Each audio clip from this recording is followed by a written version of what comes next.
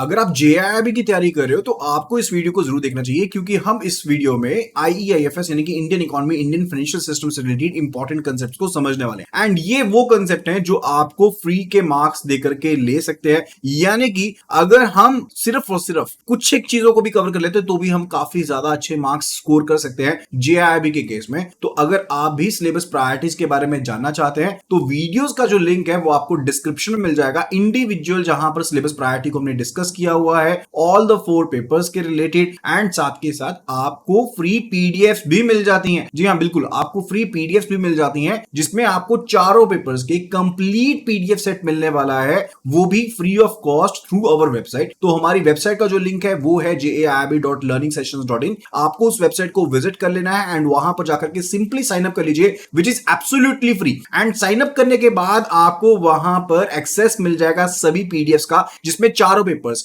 आपको AFM, PPB, आईआईएफएस, आरबीडब्ल्यूएम चारों papers का पीडीएफ का कंप्लीट एक्सेस मिल जाएगा थ्रू द वेबसाइट। तो आप वहां पर जब भी जाइएगा वहां पर जाकर पीडीएफ एक्सेस कीजिएगा, अपनी प्रिपरेशन को स्टार्ट कर दीजिए। राइट, तो चलिए आज का इस वीडियो हम स्टार्ट करते हैं। एंड अगर आपने अभी तक हमारे चैनल को सब्सक्राइब नहीं किया तो फटाफट से सब्सक्राइब कर लीजिए and press the bell notification icon, क्योंकि मैं आशीष जैन आपके लिए जेआईबी, सीआईबी, बैंक प्रमोशंस की ऐसी ही अमेजिंग वीडियोस लेकर के आता रहता हूं। So let's start the session over here. तो फर्स्ट थिंग फर्स्ट, यहां पर हम बात करने वाले हैं रिलेटेड टू अ कंसेप्ट। तो इस कंसेप्ट को पहले समझते हैं, उसके बारे में आपको बताऊंगा कि बाद में कौन सा ये कंसेप्ट है, तो आप समझ जाएंगे बेसिकली कौन सा कंसेप्ट है। ठीक है, तो आप एक चीज को समझिएगा कि आपके पास जो प्राइस है वो एक साइड पर गिवन है, दूसरी साइड पर आपके पास क्वांटिटी डिमांडेड गिवन है। राइट, तो लेट्स टेक द केस कि मेरे पास कोई पर्टिकुलर गुड्स है। ठीक है, कोई पर्टिकुलर गुड्स है, लेट्स से प्रोडक्ट P1 है जिसको हम परचेज करना चाहते हैं। ओके, तो जब इस गुड का जो प्राइस है वो 1200 रुपीज है, उस टाइम पर जो क्वांटिटी इसकी डिमांड की जाती है वो डिमांड की जा रही है 24, that is particularly demanded eight 24।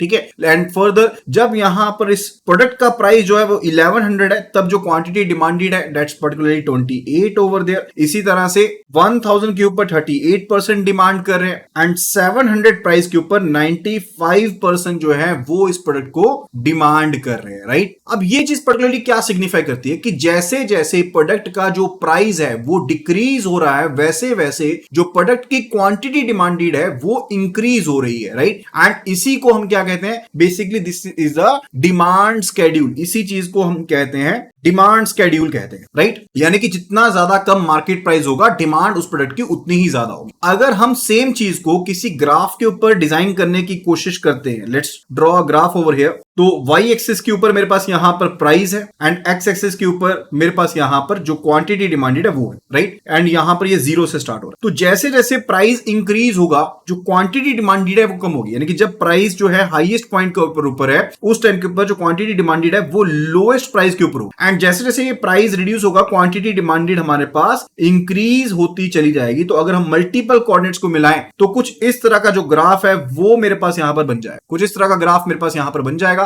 यानी कि एक पर्टिकुलर पॉइंट के ऊपर मेरे पास कितनी क्वांटिटी डिमांडेड थी, ये पर्टिकुलर चीज उस चीज को सिग्निफाई कर रही है। This is particularly signifying this particular thing कि एक पर्टिकुलर चीज के ऊपर मेरे पास कितनी क्वांटिटी डिमांडेड यहां पर थी। That is actually what, that is a demand schedule. And ये जो ग्राफिकल रिप्रेजेंटेशन हमने यहां पर करी है, इसको हम क्या कहते हैं, this is said to be the demand curve. इसको हम डिमांड कर्व के नाम से जानते हैं। राइट, इसी तरह से ना यहां पर एक कंसेप्ट होता है and that is the concept related to law of downward sloping. उसको हम लॉ ऑफ डाउनवर्ड स्लोपिंग के नाम से जानते हैं। कहने का मतलब है कि जब किसी प्रोडक्ट का जो प्राइस है, we are talking about the price over here, जब वो प्राइस को हम इंक्रीज कर देंगे एंड बाकी सब चीजें कांस्टेंट है, everything else is constant, rest all the things are constant over there, यानी कि और किसी भी चीज को चेंज नहीं किया, मार्केट की किसी और कंपोनेंट को चेंज नहीं किया। राइट, तो बायर जो है वो पर्टिकुलरली लेस क्वांटिटी को बाय करेगा, लेस क्वांटिटी को बाय करेगा। This is particularly what, this is the law of downward sloping over here. तो बायर कम प्रोडक्ट यहां पर बाय करेगा। सिमिलरली जब प्राइस को हम बढ़ा देंगे तो उस टाइम पर बायर जो है वो ज्यादा क्वांटिटी को बाय करेगा। तो इसी को हम क्या कहते हैं, we say it to be the law of downward sloping. Okay, अब ये जो आपके पास डिमांड क्वांटिटी की कम हो रही है, राइट, ये एक्चुअल में जो प्राइस अगर आपका इंक्रीज होता है एंड आपके पास डिमांड जो है वो आपके पास कम हो रही है, उसके रिलेटेड क्या रीजंस हैं, let's have a look at it. तो दो पर्टिकुलर इंपैक्ट्स होते हैं जिनके बारे में जानना यहां पर जरूरी है। फर्स्ट जो पॉइंट हम यहां पर कवर करने वाले हैं that's related to the cross demand. Cross demand को एक और नाम से जाना जाता है, kindly please note it down. उसको हम कहते हैं सब्स्टिट्यूशन इफेक्ट के नाम से जानते हैं। यानी कि जब किसी पर्टिकुलर जो गुड्स के प्राइसेस हैं वो यहां पर इंक्रीज होते हैं तो कंज्यूमर उनसे मिलते जुलते जो उनके ऑल्टरनेट ऑप्शंस होते हैं उनका इस्तेमाल करना शुरू कर देता है। यह भी एक रीजन होता है कि यहां पर सेम प्रोडक्ट की जो क्वांटिटी डिमांड होती है वो कम होनी शुरू हो जाती है। लेट्स से केस कि अगर आईफोन के प्राइसेस, लेट्स से अगर हम आईफोन के प्राइसेस की बात करें वो सीधा ही एकदम से शूट होकर के 2 लाख या 3 लाख पर चले जाते हैं तो उसके केस में क्या होगा? उसके केस में लोग आईफोन को यूज करने वाले कम हो जाएंगे एंड उसके जो दूसरे ऑल्टरनेट ऑप्शंस अवेलेबल है एंड्रॉइड वाले उन पर शिफ्ट करना शुरू कर देंगे, राइट। तो ये पर्टिकुलरली होता है क्रॉस डिमांड, क्योंकि उनको ऑल्टरनेट अवेलेबल है, उनका सब्स्टिट्यूशन अवेलेबल है, right. That's a cross demand. जो सेकंड फैक्टर यहां पर है उसको हम जानते हैं इनकम इफेक्ट के नेम से। We basically know it by the name of income effect over there. अब ये पर्टिकुलरली इनकम इफेक्ट क्या होता है? यानी कि अगर आपके पास कंज्यूमर के पास इनकम ज्यादा है तो डेफिनेटली वो ज्यादा चीजों को बाय कर लेगा, सिंपल सी बात है। अगर उसकी इनकम ज्यादा है तो ज्यादा क्वांटिटी बाय करेगा। तो effect of quantity demanded for the demanded different products over there that basically due change, वो चेंज होती है। क्यों?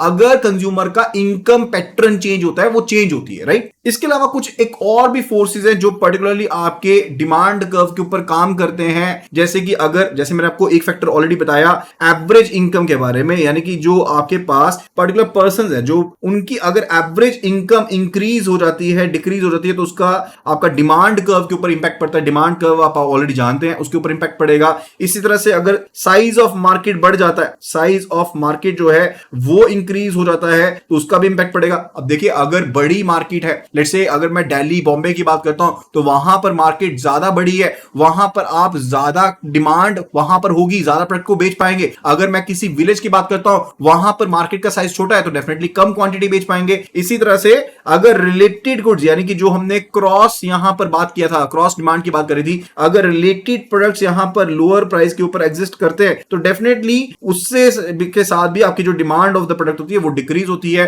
एंड फर्दर अगर कुछ एक सब्जेक्टिव एलिमेंट्स होते हैं कई चीजों के, जैसे मान लीजिए प्रेफरेंसेस, जैसे अगर आपने आशीर्वाद आटा यूज करना है तो आप आशीर्वाद आटा ही यूज करेंगे, राइट। तो वो पर्टिकुलरली आपकी प्रेफरेंस है, उसके बेस पर भी मैटर करता है। इसके अलावा कुछ एक सीजनल फैक्टर्स होते हैं, जैसे कि सर्दियों में सर्दी के कपड़े ही लेंगे, गर्मियों के कपड़े नहीं लेंगे, तब उसकी डिमांड नहीं होगी। तो ये सीजनल फैक्टर्स होते हैं, राइट। तो ये सभी फैक्टर्स यहां पर पर्टिकुलरली इंपैक्ट डालते हैं, आपके डिमांड कर्व के ऊपर इंपैक्ट डालते हैं, राइट। अब इसके बाद जो हम टॉपिक कवर करने वाले हैं that's related to shift in demand. तो शिफ्ट इन डिमांड पर्टिकुलरली क्या होता है उसके बारे में समझ लेते हैं। यानी कि अगर आपकी कमोडिटी, अभी तक हमने पढ़ा कि आपकी प्राइस चेंज हुआ तो क्वांटिटी डिमांडेड में फर्क पड़ गया, लेकिन शिफ्ट इन डिमांड के केस में हम टोटली ऑपोजिट करते हैं। यानी कि हम यहां पर प्राइस जो फैक्टर होगा उसको कर देते हैं फिक्स, प्राइस को हमने कर दिया फिक्स्ड। लेकिन अगर और किसी रीजन से आपकी क्वांटिटी डिमांडेड अगर चेंज होती है उसको हम कहते हैं शिफ्ट इन डिमांड। यानी कि आपने प्राइस को फिक्स कर दिया, अगर किसी और चीज की वजह से अगर चेंजेस हुए तो उसको हम कहेंगे शिफ्ट इन डिमांड कहेंगे।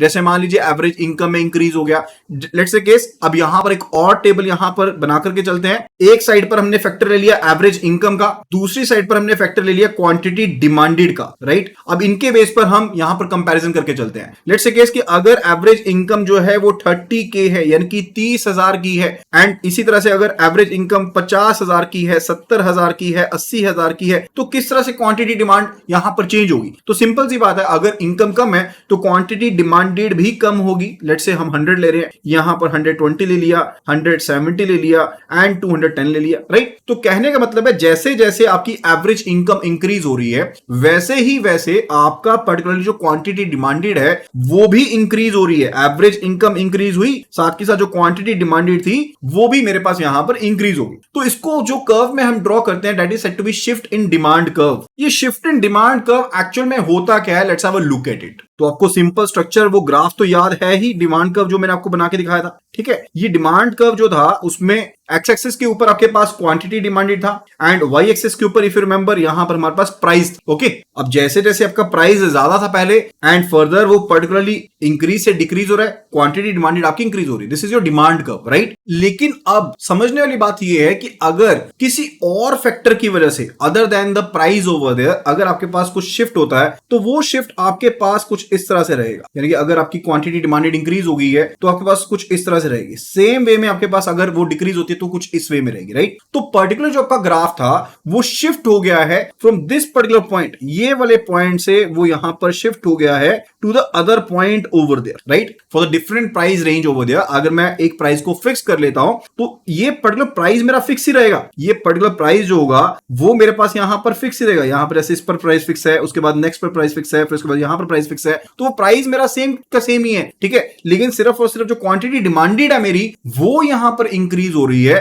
That is the main thing over there, right. तो मेरे पास यहां पर इस तरह का कर्व बन जाएगा, यानी कि कर्व जो है वो मेरा शिफ्ट हो जाएगा। लेट्स से केस अगर इनकम इंक्रीज हुई है, लेट्स से कि हमने यहां पर केस भी लिया एवरेज इनकम इंक्रीज हुई है तो ग्राफ मेरा अपवर्ड शिफ्ट हो गया, एंड फर्दर अगर इनकम डिक्रीज हुई है तो ग्राफ मेरा जो था वो डाउनवर्ड शिफ्ट हो जाएगा, right. This is the case. अब इनके बेस पर अगर हम एक लाइन ड्रॉ करके देखते हैं, इनके बेस पर यानी कि डिफरेंट आपके इनकम्स के ऊपर डिफरेंट क्वांटिटी डिमांडेड होगी, उसके बेस पर अगर हम एक लाइन निकाल के देखते हैं तो वो लाइन जो होगी वो कुछ इस तरह से रही होगी। That line will be something like this, okay? तो ये पर्टिकुलर जो लाइन मेरे पास यहां पर ड्रॉ करी है, दिस इज पर्टिकुलरली बट ये पूरा का पूरा जो कर्व हमने ड्रॉ किया है, this is your shift in demand curve. इसको हम क्या कहते हैं? शिफ्ट इन डिमांड कर्व कहते हैं। तो सिंपल सा फंडा है, आपके जो प्राइस है उसको फिक्स कर दिया, उसके अलावा जो चीजें थी आपने उनको चेंज करा, और उसकी वजह से जो चेंज देखने को मिला क्वांटिटी डिमांडेड में, that is your shift in demand over there, right. इसी तरह से दूसरा टॉपिक जो निकल के यहां पर आता है, that's related to the supply schedule. कि सप्लाई शेड्यूल क्या होता है,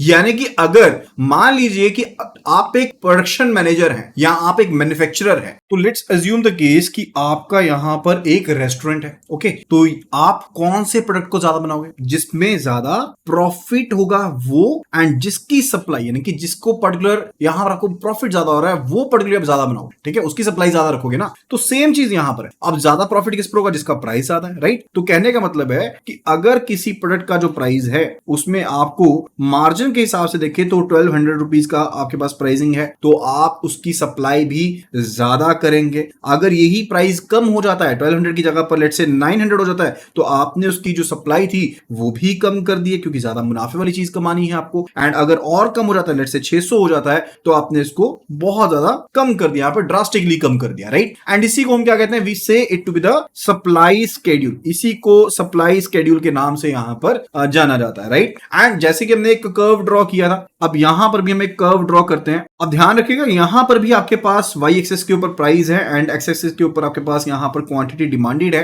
अब जब प्राइस सबसे ज्यादा है तो क्वांटिटी डिमांडेड भी सबसे ज्यादा होगी, तो पहला पॉइंट यहां कहीं आएगा, उसके बाद आपके पॉइंट यहां पर नीचे आते जाएंगे, ठीक है, ध्यान रखिएगा। अब ये पर्टिकुलर पॉइंट क्या शोकेस करता है? यहां पर अगर हाईएस्ट है तो प्राइस भी हाईएस्ट है, क्वांटिटी सप्लाइड भी हाईएस्ट है। अगर प्राइस कम हुआ तो क्वांटिटी की सप्लाई भी आपने कम कर दी है, और कम हुआ तो और कम कर दी है, ठीक है। तो ये आपका कौन सा कर्व है? This is a supply curve. इसको हम सप्लाई कर्व के नाम से जानते हैं, राइट। अब कौन से फोर्सेस होते हैं आपके सप्लाई कर्व के पीछे? पहला जो यहां पर आपका फैक्टर हो सकता है, that's related to cost of production, यानी कि जिस पर्टिकुलर आइटम के लिए आपकी कॉस्ट ऑफ प्रोडक्शन कम है, यानी कि ज्यादा प्रॉफिटेबल है प्रोड्यूसर के लिए, आप उसको ज्यादा सप्लाई करेंगे। तो ये पहला फैक्टर है। दूसरा जो फैक्टर हमारे पास यहां पर है, that's related to prices of inputs. अगर किसी प्रोडक्ट में प्राइसेस ऑफ इनपुट्स जो है वो कम है, यानी कि उसमें मार्जिन भी ज्यादा होगा, तो उसकी ज्यादा सप्लाई करेंगे। अगर प्राइसेस ऑफ इनपुट ज्यादा है तो उसकी पर्टिकुलर आप सप्लाई भी कम करेंगे। तीसरा होता है टेक्नोलॉजिकल एडवांसेस, यानी कि अगर आपकी टेक्नोलॉजी नहीं है तो आप ज्यादा अच्छी प्रोडक्शन कर पाओगे। एक कंपनी है जिसमें रोटियां एकदम से बन जा रही हैं, एक रेस्टोरेंट है, ठीक है, उसमें एकदम से आप 1000 चपाती एकदम से बना पा रहे हो, ठीक है, तो डेफिनेटली अगर आपकी टेक्नोलॉजिकल एडवांसेस हैं तो आप वहां पर प्रोडक्शन ज्यादा कर पाओगे, आपकी कॉस्ट ऑफ प्रोडक्शन भी कम हो जाएगी, तो अल्टीमेटली आप उसकी सप्लाई इंक्रीज करने की कोशिश करोगे। फोर्थ जो फैक्टर है, that's related to prices of related products, यानी कि अगर सब्स्टिट्यूट प्रोडक्ट का प्राइस इंक्रीज होता है, जो हमारा ऑल्टरनेट प्रोडक्ट है उसका अगर प्राइस इंक्रीज हुआ, तो हम भी क्यों पीछे हटेंगे? तो हम यहां पर पर्टिकुलरली क्या करेंगे?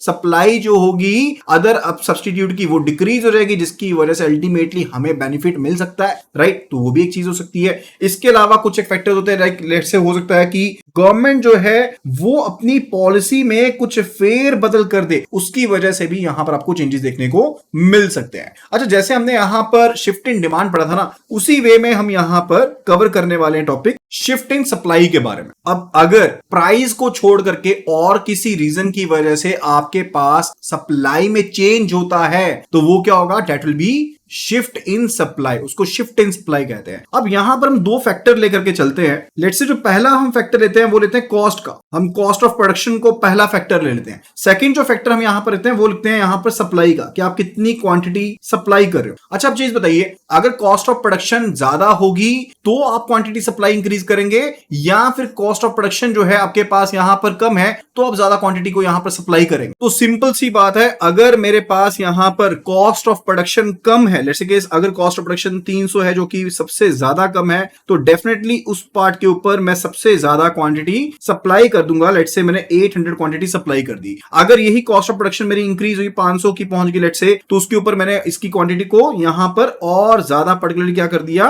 कम, इसको पर्टिकुलरली थोड़ा सा कम कर दिया ना सप्लाई को अपनी। लेट्स से इसको 700 कर दिया। सेम वे में अगर मान लीजिए 300 हो गई है, अगर ये यहां पर 1000 हो गई है, तो उसके केस में क्या करूंगा? मैं अपनी क्वांटिटी सप्लाई को और ज्यादा कम कर दूंगा। लेट्स से उसको मैं 300 कर देता हूं, right? So this is what this is shift in supply. अब इसको ग्राफिकल मैनर में शोकेस करना हो तो कैसे शोकेस करेंगे? Let's have a look at it. तो सेम मैनर में जैसे हमने पहले ग्राफ को ड्रॉ किया था, सेम मैनर में यहां पर हम ग्राफ जो है उसको ड्रॉ कर लेते हैं, राइट? अब यहां पर सेम फैक्टर्स हैं आपके पास, प्राइस हो गया, यहां पर ये क्वांटिटी हो गया। अब इस चीज में समझिएगा, आपके पास जो कर्व, नॉर्मल कर्व रहता है, वो किस तरह से रहता है? That's actually something related to this. This is your supply curve, ठीक है? तो अगर प्राइस को चेंज किए बिना कुछ चेंजेस होंगे तो आपका कर्व जो होगा वो अगर इंक्रीज हुआ है तो कुछ इस वे में ऊपर चला जाएगा, और अगर डिक्रीज हुआ है तो कुछ इस वे में नीचे को आ जाएगा, समथिंग लाइक दिस, ठीक है? यानी कि अगर मेरे पास कॉस्ट ऑफ प्रोडक्शन जो है वो यहां पर कम हो गई है तो मेरा कर्व जो है वो अपवर्ड डायरेक्शन में शिफ्ट कर जाएगा, जबकि अगर कॉस्ट ऑफ प्रोडक्शन मेरे पास इंक्रीज हो गई है तो वो डाउनवर्ड डायरेक्शन में यहां पर पर्टिकुलर मूव कर जाएगा, राइट? ये चीज हो जाएगी। अब इन सभी पॉइंट्स को अगर हम मिलाकर के देखते हैं डिमांड कर्व के साथ, ये पर्टिकुलरली में डिमांड कर्व जो आपको याद होगा कुछ इस तरह से था, इनको मिलाकर के देखता हूं तो ये इन पॉइंट्स के ऊपर क्या कर रहा है? इंटरसेक्ट कर रहा है। ये वाला पॉइंट इंटरसेक्ट कर रहा है, ठीक है? ये मेरा ओरिजिनल सप्लाई कर्व था, ये मेरा ओरिजिनल डिमांड कर्व है, ठीक है? तो ये पर्टिकुलरली मेरे पास इक्विलिब्रियम जो पॉइंट है, इक्विलिब्रियम पॉइंट वो होते हैं जिन पॉइंट्स के ऊपर आपके पास डिमांड एंड सप्लाई जो होती है वो बिल्कुल मैच कर जाती है। डिमांड सप्लाई की इक्वल हो जाएगी, यानी कि जितनी क्वांटिटी डिमांडेड है उतनी ही सप्लाई जानी चाहिए, तो वो पर्टिकुलर पॉइंट होता है इक्विलिब्रियम पॉइंट। इसको हम ई से डिनोट कर देते हैं। तो वो इक्विलिब्रियम पॉइंट आपके शिफ्ट हो जाएंगे। लेट्स से अगर मेरे पास कॉस्ट ऑफ प्रोडक्शन कम हो गई है तो मेरा इक्विलिब्रियम पॉइंट यहां पर E1 के ऊपर आ जाएगा, एंड अगर मेरे पास कॉस्ट ऑफ प्रोडक्शन जो है वो इंक्रीज हो गई है तो सप्लाई डिक्रीज होगी ऑटोमेटिकली, तो वो मेरा E2 के ऊपर यहां पर शिफ्ट हो जाता है, राइट? तो इस तरह से आप कुछ इस कंसेप्ट को समझ पाएंगे, एंड यही चीज होती है रिलेटेड टू जिसको हम कहते हैं equilibrium of demand and supply, right? अब आपको सिर्फ और सिर्फ पिछले जो आपके कर्व्स हैं उनको ध्यान में रखना, nothing else. Let's say case मैं फटाफट से यहां पर एक कर्व ड्रॉ कर लेता हूं, एक्सिस ड्रॉ कर लेता हूं। ये मेरी होगी वाई एक्सिस एंड ये मेरी एक्स एक्सिस है, ओके? अब यहां पर डिमांड कर्व देखें तो कुछ इस तरह से, this is my demand curve, and अगर सप्लाई कर्व की बात करें तो सप्लाई कर्व मेरा इस तरह से था, ठीक है? तो ये मेरा सप्लाई कर्व हो गया। अब जिस पॉइंट के ऊपर ये इंटरसेक्ट करते हैं, जो मैंने आपको बताया, दिस पॉइंट ओवर हियर, ये मेरे पास क्या है? This is my equilibrium point over here. And जब कभी भी आपके पास डिमांड एंड सप्लाई में चेंज होगा तो आपका इक्विलिब्रियम पॉइंट शिफ्ट करेगा। लेट्स से केस कि मेरी डिमांड फिक्स्ड है लेकिन कॉस्ट ऑफ प्रोडक्शन यहां पर डिक्रीज हो गई है, तो मेरा जो यहां पर सप्लाई कर्व है ये पर्टिकुलरली यहां पर मूव कर जाएगा। This particular will be moving upward. तो उसके साथ क्या हुआ? मेरा जो इक्विलिब्रियम पॉइंट था वो शिफ्ट हो गया। सेम मैनर में अगर हम ये लेकर के चलते हैं कि मेरी सप्लाई जो है वो फिक्स्ड है, तो उस केस में हम कह सकते हैं अगर मेरे पास यहां पर पर्टिकुलर कह लीजिए कॉस्ट कम हो गई है प्राइस को छोड़कर के, और इनकम इंक्रीज हो गई है, नॉट कॉस्ट कम हो गई है, अगर इनकम इंक्रीज हो गई कंज्यूमर्स की तो डिमांड इंक्रीज हो जाएगी, यहां पर शिफ्ट कर जाएगी, तो भी हमारा जो इक्विलिब्रियम पॉइंट है वो यहां पर मूव कर जाएगा। तो बहुत बार आपको इन केसेस के ऊपर क्वेश्चन पूछे जाते हैं कि अगर ये चीज फिक्स्ड है, इसको चेंज कर देंगे तो आपका डिमांड सप्लाई कर्व क्या होगा, या अल्टीमेटली आपका इक्विलिब्रियम पॉइंट अपवर्ड मूव करेगा या फिर डाउनवर्ड मूव करेगा। इनसे रिलेटेड आपको क्वेश्चंस पूछे जाते हैं। आई होप कि आपको इस वीडियो का कंसेप्ट जो है, कंटेंट जो है वो प्रॉपरली समझ में आया होगा एंड आपने इस वीडियो को एंजॉय किया होगा। एंड आप सभी लोगों के लिए एक इंपॉर्टेंट मैसेज यहां पर है कि कंप्लीट पीडीएफ्स, जेआईबी के चारों पेपर्स की कंप्लीट पीडीएफ्स आपको मिलने वाली हैं हमारी वेबसाइट के ऊपर। तो सिंपली वेबसाइट को विजिट कर लीजिए, दैट इज jaib.learningsessions.in। इस वेबसाइट पर जाइएगा एंड फटाफट से जाकर के वहां पर साइन अप कर लीजिए, which is absolutely free. Link आपको डिस्क्रिप्शन में भी मिल जाएगा। एंड वीडियो को फटाफट से यहां पर लाइक कर दीजिए, शेयर कर दीजिए, अपने फ्रेंड्स के साथ जरूर शेयर कीजिएगा। एंड चैनल को फटाफट से यहां पर सब्सक्राइब कर लीजिए, which is absolutely free over there, क्योंकि मैं आपके लिए डेली बेसिस पर ऐसे ही अमेजिंग वीडियोस लेकर के आता रहता हूं। So that will be all related to this particular video. Thank you so much and see you again in the next video.